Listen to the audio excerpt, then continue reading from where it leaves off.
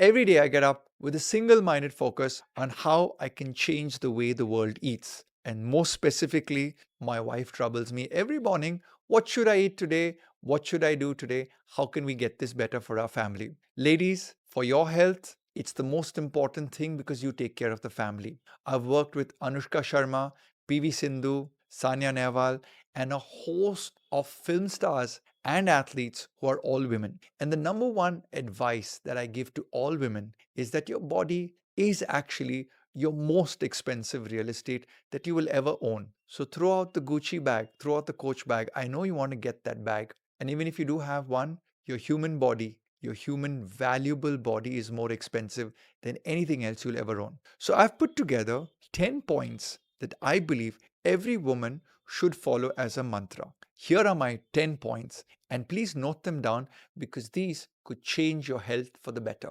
Number one, let's go with a blood test. Every woman I meet in my counseling room, I ask her to get a blood test done. A standard blood test is beneficial, which will have your vitamin B12 and vitamin D levels. However, if you want to up the game, go for a complete vitamin and mineral profiling.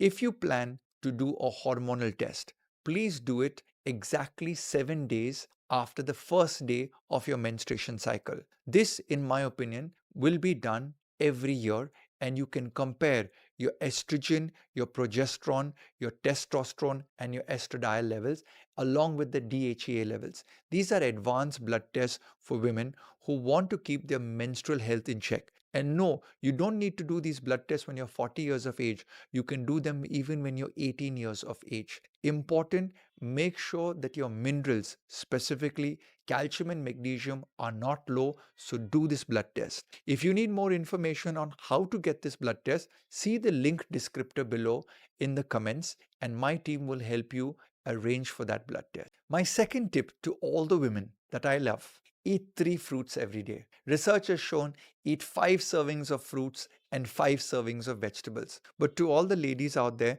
I always say if I catch you on the road, on the way to your office, or on the way shopping, if I look into your shopping bag, I should see one apple. Carry a fruit peeler. It's a great self defense knife, and you still can't get arrested because you're carrying a fruit peeler. But the fruit peeler is for an apple, a pear, or an avocado that you can keep in your bag. You see, fruits represent the correct balance from nature in terms of sugar. Fruits also contain high amount of minerals. You see, we get sugar cravings because of the micronutrient deficiency in our body. So when you have these micronutrient deficiencies, the body says, from an ancient signaling point of view, go and find foods that are salty or sweet. And if you and I lived 2000 years ago, the only salty or sweet foods would come in the form of mineral salts from the rocks or the fruit hanging on trees. So please make sure you eat 3 fruits a day. Point number 3. This is going to be a difficult one. Reduce your grains. Grains means things like rice, wheat. These grains were constructed in the agrarian society where women did a lot of labor and hard work. In today's desktop age, where we are working on computers and sitting at offices and have cars and vehicles to ferry us around the place, our entire energy expenditure is very low. This is one of the main reasons why teenage girls are heavier and fatter.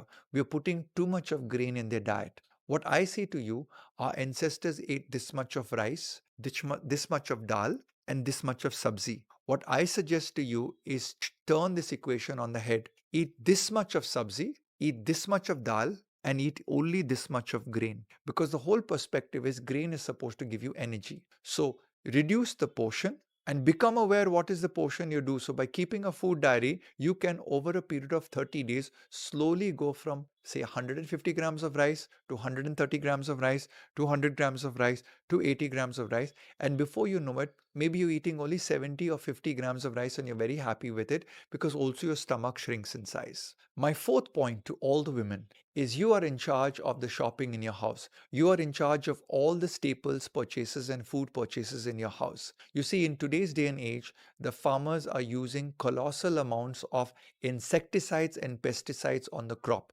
These chemicals play havoc to your hormonal levels. These chemicals affect your husband. These chemicals affect your children. So my suggestion to all the people who come to my nutrition clinic is, the first point is, I don't want you to follow a diet. Before you follow a diet, could you get purchasing on organic? Point number 5. Many of you may hate me for this point. Stop wearing your cosmetics. Today's cosmetics are loaded with hormone disruptors, with chemicals that cause cancer. They have beautiful smells and beautiful textures, and they are sold on smell, and they're sold on touch, feel, and price. I believe that our dadimas had ancient foods used as cosmetic on skins. Go back to those. Did you know that a lot of our cosmetics are petroleum based? Petroleum meaning the fuel we put into our cars, the byproduct of crude oil is that. Why could I not use coconut oil? Why could I not use beeswax? Many of these products, there is no awareness, therefore no demand, and therefore not many producers, or they are very expensive. So whenever you choose your lipstick, your eyeliner, your mascara, your creams, make sure that they do not have toxic plastics, they're not derived from crude oils. And you know what? If you look at the ingredients on your lipstick and cream, you will realize half a dozen of them are chemicals. So what should you do? Try and find people who manufacture creams and cosmetics organically and naturally. Point number 6, staying with the chemicals. Many of us want beautiful smells in our house. And the other day I was in a supermarket where somebody said, "Sir, we have these beautiful candles and it has lovely smells." And what exotic names: sunrise orange and cinnamon peach apple blossoming. I mean, at the end of the day, the words sound very appealing, but I know that candles increase the volatile benzoic compounds in the air,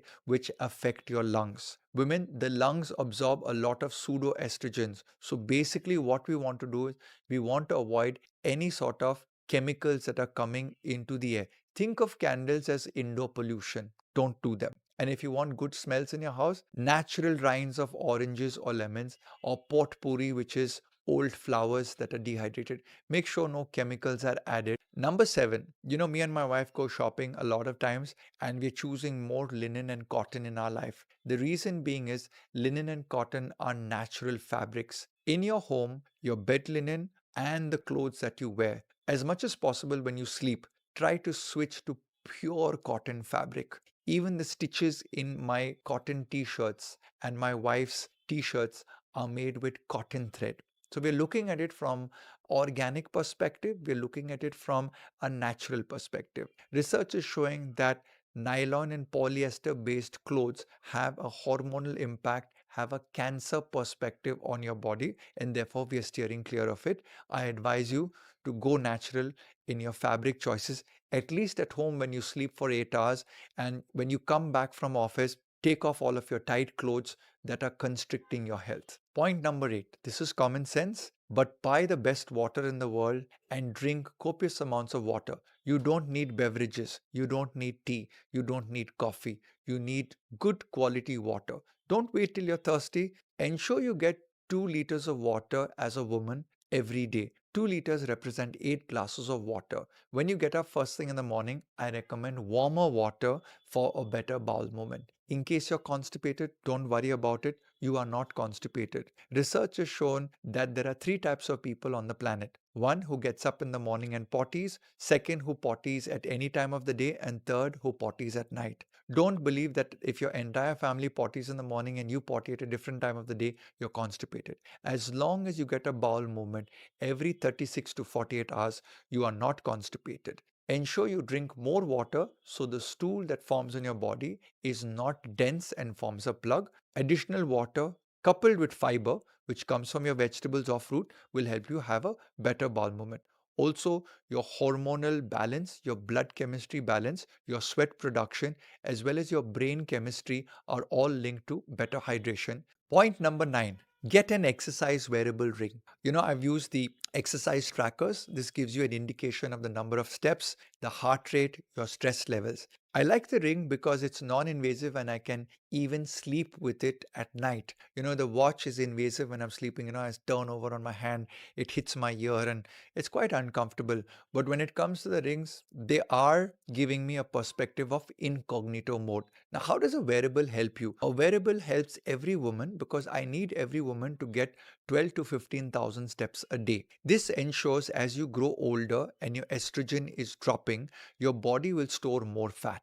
If you want to maintain your figure, you want to be exercising. Low intensity exercise works better. In wearing an exercise wearable, you will be able to see your heart rate during a workout. Your heart rate at a lower intensity, like jadu pocha, walking, yoga, pilates, weight training, is where you will burn more fat. So, the exercise wearable is a crystal ball gazing into being in the best zone for your exercises. And here comes my final tip, tip number 10. This is a tip actually not for the ladies, but for all their better halves. You see, recently I had my wife get a breast cancer gene test done. When I practice in the Nutrition clinics, we have had so many cases where women are not able to conceive and they undergo fertility treatment. In the fertility treatment, they do not do the breast cancer gene to check their risk element. And sometimes by doing fertility treatment or eating the wrong diets or taking the wrong supplements, we may inadvertently activate the breast cancer gene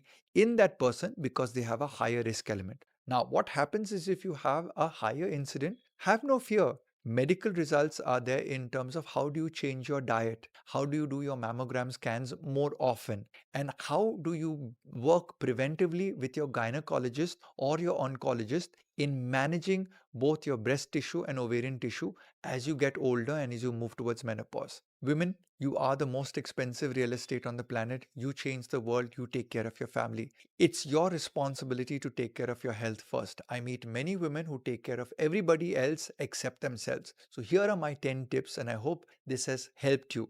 If it has helped you, please subscribe and please share this video with your fellow girls and ask them to take care of their health. My name is Ryan Fernando and I would love to be of service to you in changing your health. So please change the way you eat for a better health.